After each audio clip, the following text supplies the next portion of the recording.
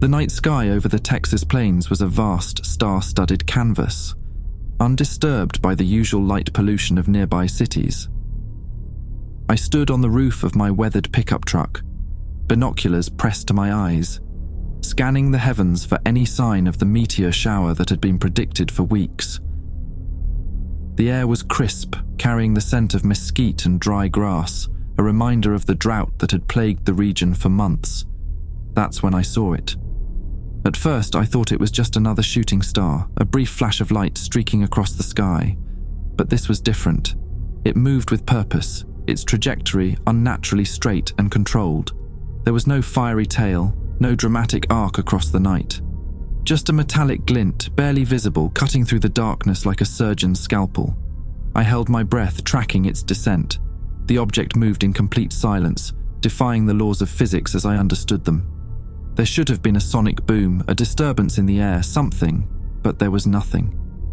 Just the eerie quiet of the Texas night, broken only by the distant cry of a coyote. When it hit the ground, there was no explosion, no earth-shattering impact. Just a dull, anticlimactic thump like a book being dropped on a carpeted floor. A small plume of dust rose from the impact site, barely visible in the moonlight. For a moment, I stood frozen, wondering if I had imagined the whole thing. But the dust settling in the distance was real enough. Something had come down, and it wasn't natural. I scrambled down from my truck, fumbling for my phone. My fingers trembled as I dialed the emergency hotline we'd been given for just such an occasion.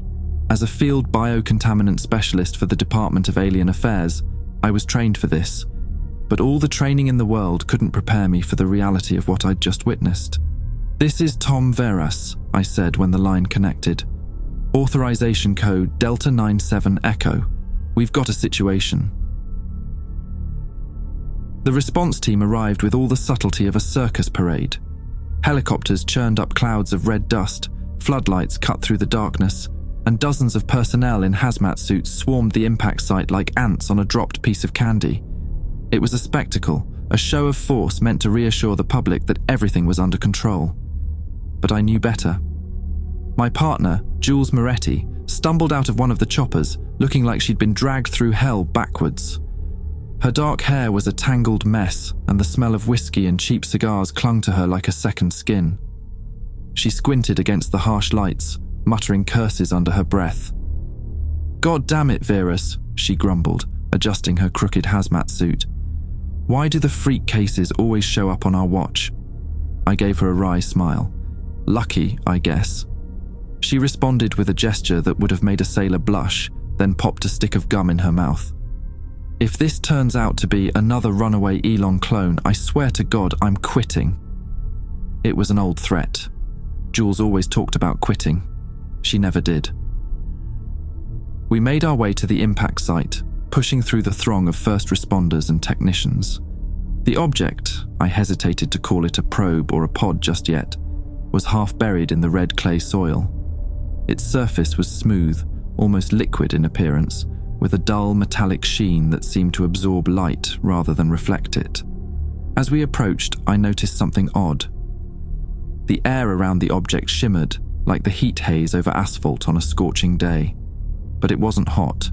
If anything, the temperature dropped as we got closer. "You seeing this?" I murmured to Jules. She nodded, her expression uncharacteristically serious. "Yeah, it's bending reality around it." I crouched down, careful not to touch the object or the soil immediately surrounding it. That's when I noticed the fissure, a hairline crack running along one side of the smooth surface. From it oozed a substance unlike anything I'd ever seen. It was dark, almost black, but with an iridescent quality that made it shimmer in the floodlights. "Looks like oil," Jules said, crouching beside me. "Or maybe really expensive nail polish." I shook my head. "Oil doesn't move like that." The substance didn't flow like a liquid should. It moved with purpose, seeming to test the air and soil around it. It reminded me of the way certain fungi spread their mycelia, probing for nutrients. But this was faster, more deliberate. "We need to contain this," I said, standing up. "Now." Jules nodded, already keying her radio to call for the containment team. But as I watched the strange substance continue to spread, a cold knot formed in the pit of my stomach. Something told me we were already too late. Every containment protocol in the book was implemented, and then some. Electromagnetic barriers hummed to life, creating an invisible dome over the impact site. Bioseals were applied to the surrounding soil, designed to prevent any microscopic spread. Plasma fences, a technology still in its experimental stages, formed a final line of defense. None of it mattered. By sunset on the second day, it was clear we were dealing with something beyond our comprehension. The soil around the impact site had changed color, taking on a dark, metallic sheen. The grass, once brown and brittle from drought, now grew with unnatural vigor. But it wasn't grass anymore, not really. Each blade seemed to shimmer, catching the light in ways that organic matter shouldn't. When the wind blew, they didn't sway. They pivoted, like millions of tiny antennae adjusting their position. Jules and I stood at the perimeter, watching the landscape transform before our eyes. The air was filled with strange metallic scents, sharp and electric, like ozone mixed with something alien and unidentifiable. "Jesus Christ," Jules whispered, her eyes wide behind her protective visor. "What the hell is happening?" I shook my head, words failing me. In the distance, I could see trees beginning to change. Their bark took on a metallic sheen, and their leaves, God, their leaves were transforming into something that looked more like solar panels than organic matter. "I think we fucked up," Jules added quietly. "Understatement of the year," I muttered, gripping the edge of my helmet tighter. That's when I saw it. A beetle, no bigger than my thumbnail, scuttled across the toe of my boot. But it wasn't a normal beetle. Its carapace gleamed like polished chrome, and its movements were too precise, too mechanical. I crouched down for a closer look, and for a brief, terrifying moment, I could have sworn it looked back at me. Not with the simple compound eyes of an insect, but with something more aware. As I watched, paralyzed by a mixture of fascination and horror, the beetle's shell seemed to ripple. Tiny structures, too small and complex for me to make out clearly, rearranged themselves before my eyes. It was adapting, evolving in real time. That's when the true nature of what we were dealing with hit me like a freight train. This wasn't just contamination. It was evolution, accelerated to a terrifying degree. And we had no idea how to stop it. The third day dawned with an eerie metallic light. The sun's rays refracted off the changed landscape in ways that hurt the eyes to look at directly. It was as if the very fabric of reality was being warped and twisted by whatever had come down in that pod. Reports started flooding in from across the region. The black substance, people had started calling it the seed, was spreading faster than anyone could have predicted. It moved through rivers and streams, carried on the wind, even transmitted by insects and birds that had come into contact with it. Entire ecosystems were transforming overnight. Forests sprouted with trees that looked more like circuit boards than living wood. Lakes and ponds teemed with fish that glowed with bioluminescent patterns, exchanging information through pulses of light, faster than any human mind could process. Jules tried to make light of it, in her own way. "Hey, Virus!" she called out as we surveyed a field of what used to be corn, now a sea of metallic stalks that hummed with electric life. "Looks like the planet decided to cosplay as a cyberpunk novel, huh?" I couldn't bring myself to laugh. The truth was, it was terrifying. We were watching the world we knew vanish before our eyes, replaced by something alien and incomprehensible. As night fell, Jules and I found ourselves sitting on the roof of an abandoned field station, watching the transformed landscape pulse with newfound energy. Jules had stripped off her respirator despite the risks. She said she needed to feel the air, to convince herself this was all real. "Do you hear them?" she asked, her voice barely above a whisper. I turned to look at her, confused. "Hear what?" She gestured towards the horizon, where the biomechanical forest swayed in a wind we couldn't feel. The trees, the grass, all of it, It's talking. I was about to dismiss her words as stress-induced paranoia when I realized I could hear it too. Not with my ears, but with something else. A sense I didn't have a name for. It was like a hum, a vibration just at the edge of perception. Billions of data points being exchanged, a vast network of information flowing through every transformed plant and creature. "What are they saying?" I asked, not sure I wanted to know the answer. Jules shook her head, her eyes wide and haunted. "I don't know, but whatever it is, I don't think it includes us."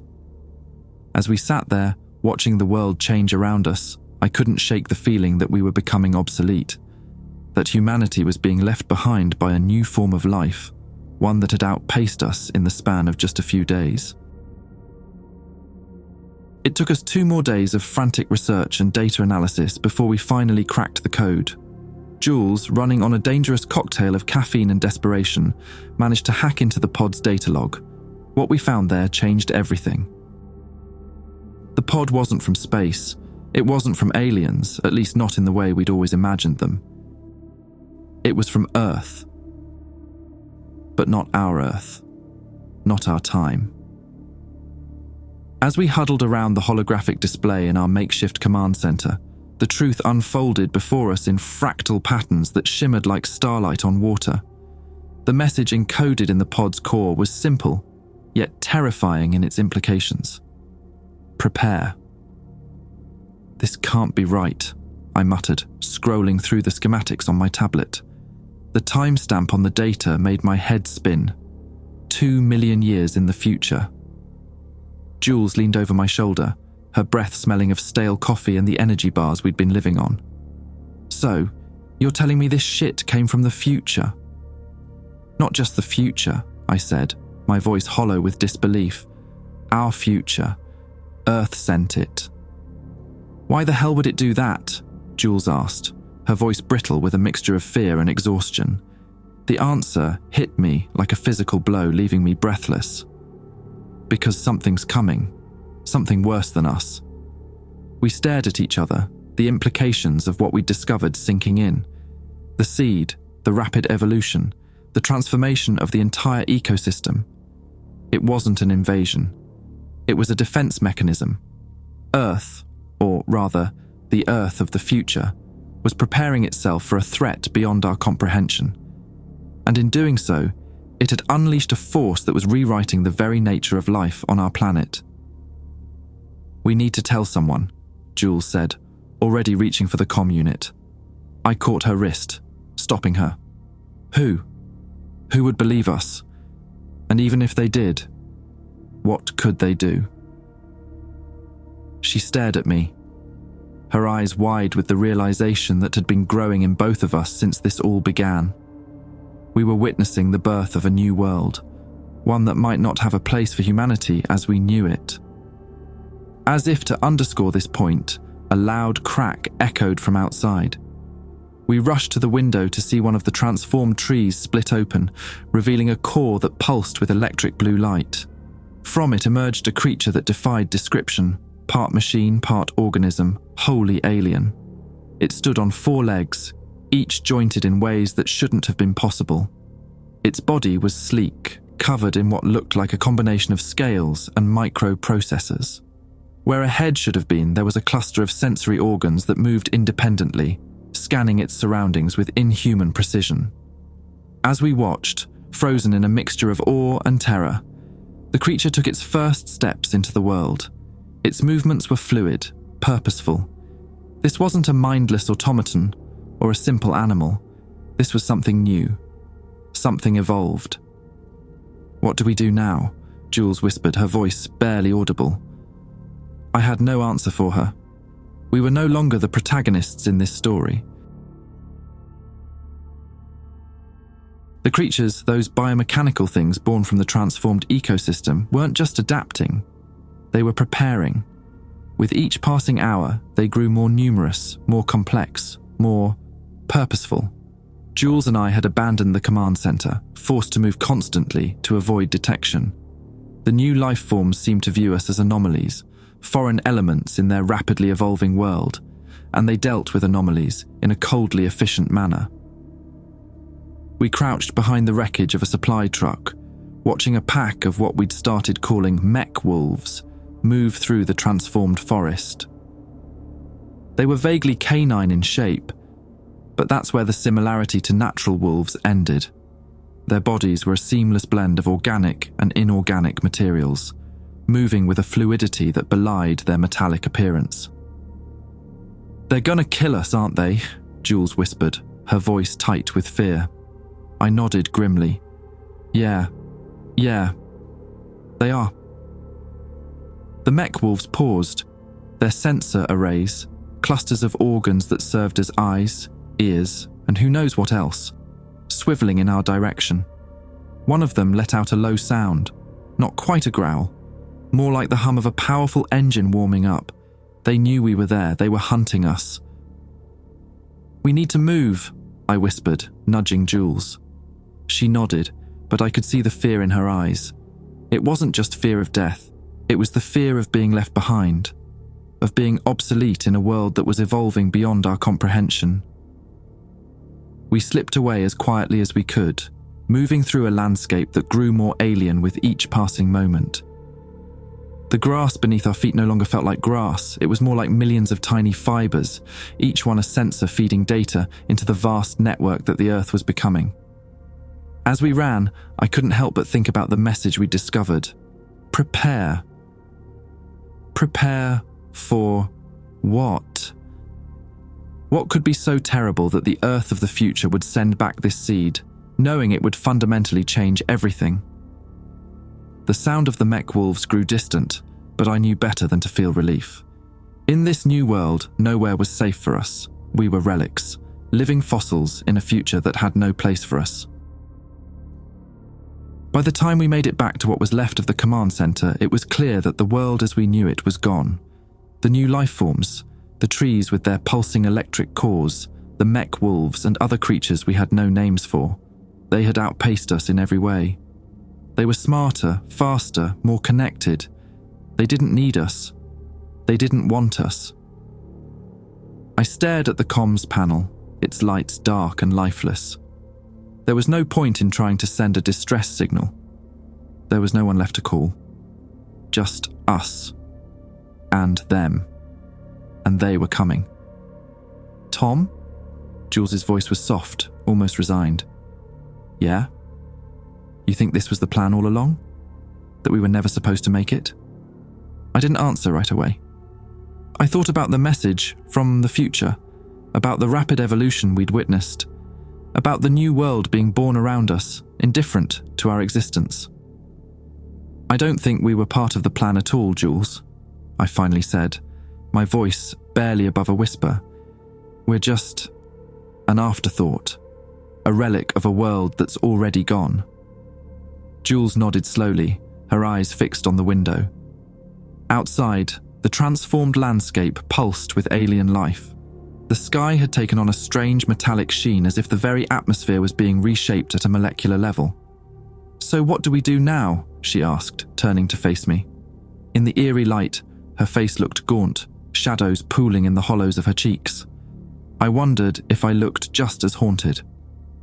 Before I could answer, a low vibration rumbled through the building. It started as a gentle tremor, but quickly grew in intensity. Dust shook loose from the ceiling and the few remaining intact screens flickered and died. "We need to move," I said, grabbing Jules by the arm. "Now!"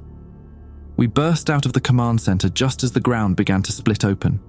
Fissures appeared in the earth, but instead of revealing soil and rock, they exposed a network of glowing, fiber optic-like roots. The entire planet was being rewired, transformed into some kind of vast, living supercomputer. As we ran, I saw trees uprooting themselves, their trunks splitting open to reveal complex machinery within. They moved with purpose, rearranging themselves into new configurations. It was as if the entire ecosystem was one giant, self-modifying organism. "Tom!" Jules shouted, pointing ahead. A group of the mech wolves had appeared, cutting off our escape route. But they weren't alone. Hovering above them was something new, a creature that looked like a cross between a dragonfly and a surveillance drone. Its wings were translucent panels that shimmered with what looked like circuitry, and its body was a sleek, aerodynamic shape that defied conventional biology. We skidded to a halt, trapped between the approaching mech wolves and the unstable ground behind us. The flying creature dipped lower, and I felt a strange pressure in my head. It was scanning us, I realized. Not just visually, but on some deeper level. "They're curious," Jules murmured, her eyes wide. "I can feel it. They're trying to understand what we are." I nodded, feeling the same alien presence brushing against my mind. It wasn't hostile exactly, more analytical. We were being studied, catalogued, like specimens in a vast planet-wide experiment.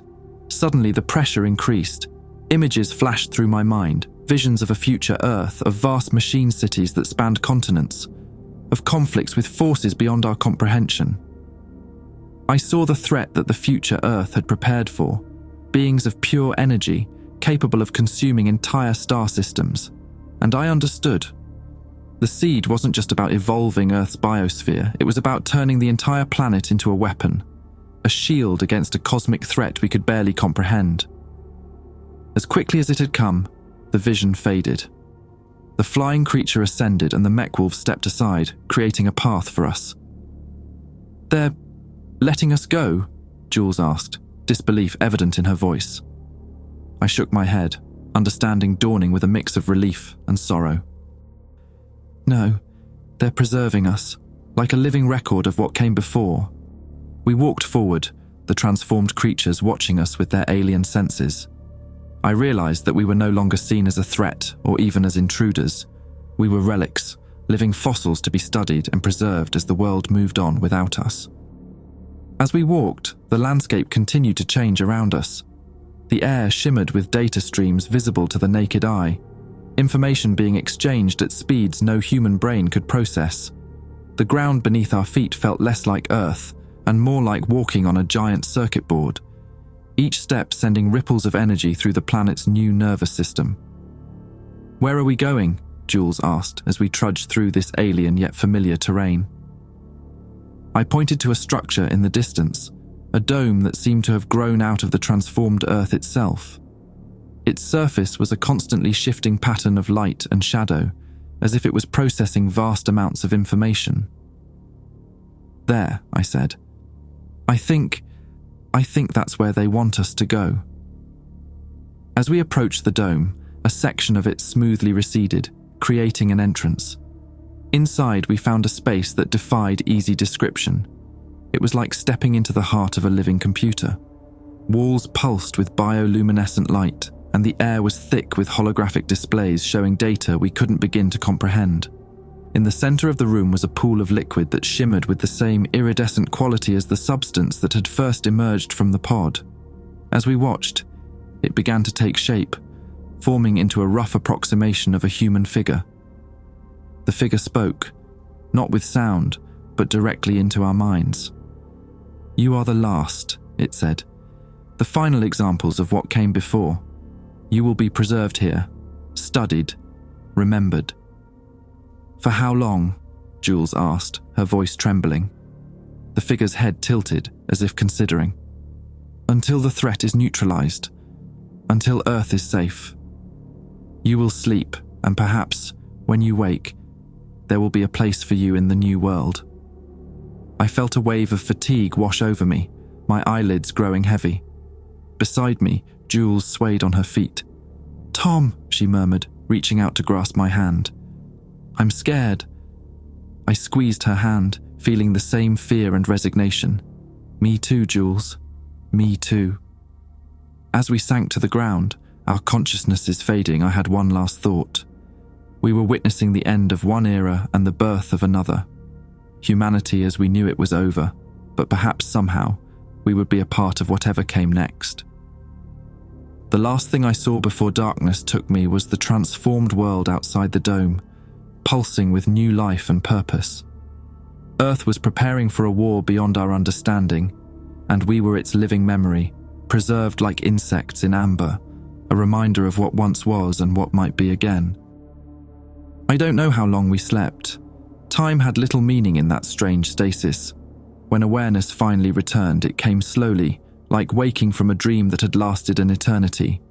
The dome was gone, or rather, it had evolved, becoming part of a vast structure that stretched as far as the eye could see. The sky above was a tapestry of colors I had no names for, crisscrossed by streams of data and energy. Jules stirred beside me, her eyes widening as she took in our transformed surroundings. Are we still on Earth?" she whispered. I nodded slowly, certain despite the alien landscape. "Yes, but it's not the Earth we knew." We stood, our bodies feeling both familiar and strange, as if they too had been subtly altered during our long sleep. The air hummed with energy, and I could sense vast amounts of information flowing around us, through us. In the distance, I saw movement. Creatures of impossible complexity roamed the transformed plains. Some were clearly mechanical, while others seemed to be a perfect blend of organic and inorganic. All moved with purpose, part of the vast living machine that Earth had become. "Did we win?" Jules asked, her voice barely audible. "Did Earth survive?" As if in answer, the ground beneath our feet shimmered, and a familiar figure rose from the iridescent surface. The human-like shape we had seen before our long sleep, now more defined, more real. The threat was neutralized, it said, its voice resonating in our minds.